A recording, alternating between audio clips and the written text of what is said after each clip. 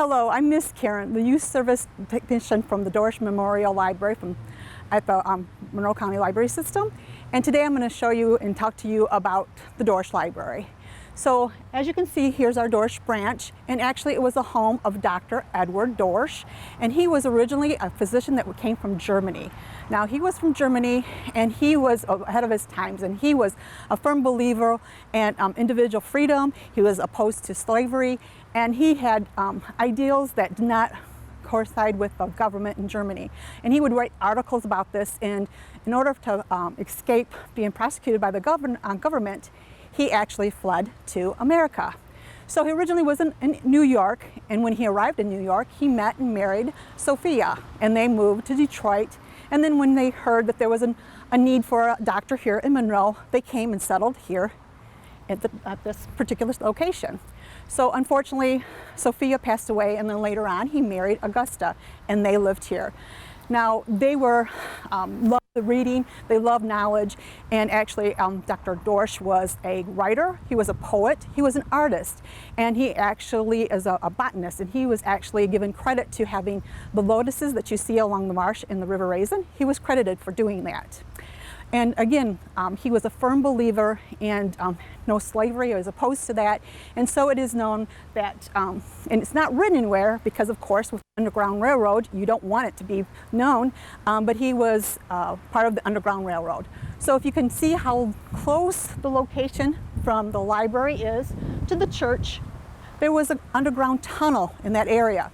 And so what would happen is if they searched his home, they would go to the church. If they searched the church, they would go, so they had that underground tunnel connecting the two. There was also a cistern that they would have, and there was a trap door that they would open up and hide some slaves there, that they would hide there. So now Dr. Dorsch, like I said, he was a firm believer in education, and so he has a wide range of collection of books, and he wanted to donate it back to the public. So he wanted, after his death, his home to become a library. So he passed away, and then later on, Augusta, his wife, wanted to honor that commitment that he had made to the city.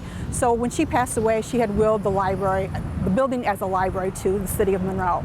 So after her death, it was a couple of years, they redid it, made it into a library, and so in 1916, it officially opened up as a library. So this building can only be a library. That's all, that they can't tear it down, they can't put nothing else in this location. It must remain as a library. So now we're at the statue of the Little Brown Bear. Now this Little Brown Bear was donated and dedicated to Elizabeth Upham McWebb, better known as Aunt Bet. And why it's the Little Brown Bear is because she wrote some books and everything pertained to the Little Brown Bear. Now, what's so important about Aunt Bet is that when she recorded her books and when she had them published, it was during a time that women usually didn't have their works published. So she had her sister actually work at Highlight magazine and encouraged her to see if she could have her works published. So in 1942, she actually had her first book published. So this was an honor and dedicated to Aunt Bet. And Aunt Bet usually came to the Dorsch Library for many years and would read to the children, and she would actually have a playhouse that's located right across from the Little Red Schoolhouse at the Monroe County Fair, and she would also go there and read for the children there. And it said if you touch the Little Brown Bear's nose, it'll bring you good luck. So we're going to touch its nose. So this is the Ginkgo tree that was presented to Dr. Dorsch when he was at Abraham Lincoln's inauguration. It was presented to him by the ambassador of China, and so it was a seedling, and he was so proud of it that he brought it home and planted it in the front of his house. Now this tree, a Ginkgo tree, I don't know if you've ever been here when the fruit falls, but it's a horrible smelling, and saying horrible is actually making it sound like it's a good thing, because it's an awful smell that they have. And actually this tree though it's actually dedicated to the Michigan historical trees and famous trees of Michigan. And this tree, the Ginkgo trees are actually considered living fossils. They're so old that they can actually live for thousands of years, and it actually dates back to prehistoric dinosaur era. One of them actually survived the bombing at Hiroshima. So this is the well that was at Dr. Dorsch's, and actually the saying on here is translated saying pure water is best. And Dr. Dorsch was really a strong believer in a healthy living, and when the soldiers came back from the Civil War, they had what they called they called it soldier's heart, but what it was PTSD.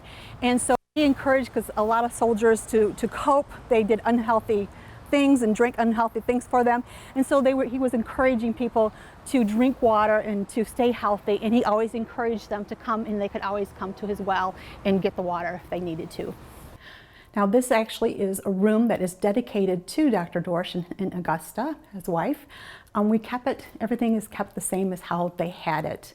One of the requirements when the house was donated is that we have a sitting room, and also that we have their pictures be placed on the wall so that we can have them with us at all times. Now he had a really massive book collection. As you can see that these are really well kept books, and he really enjoyed books, and he kept them behind glass, and very influential person because most people didn't have glass at the time. So you could see that he really cared for his collection of books. And when he passed, he had a wide range of medical books that was donated to the University of Michigan.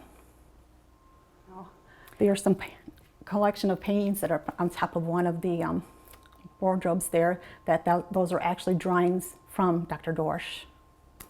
So Dr. Dorsch actually added on this bay portion of the building, especially for his wife, because they had a collection of birds. They had a parakeet, they had a parrot, he even had a pet turkey that he had. He had even a raccoon, so he was a lover of all animals, but he actually built this, and there was bird cages that were in there for her birds that she kept. Okay, then this is the circulation desk of the Dorsch branch, and over here we have the teen area. We have the CDs, fiction and nonfiction. Now when the building itself, that portion was added on along with the top floor. It was added on in 1924, and so it actually doubled the size of the building when they added this section on. Okay, this upstairs here is actually the children's section of the library. On this part we have the Children's Easy, the picture books, and on the other location we have the chapter books, the J books, and of course we have the wonderful stage up there that we have. We usually have programs that we have up there, and it's a very nice location. We have a nice area that children really enjoy. And we try to keep a picture. We have a picture of Aunt Bet in the children's section. She overlooks our area. And this is our computer room that we have. And when you come to the library, your first 10 copies are always free. And then it's just 10 cents after that. Thank you very much for joining me in this tour of the Dorsch branch. I hope you enjoyed it. And please come and visit us. Thank you, and have a wonderful day.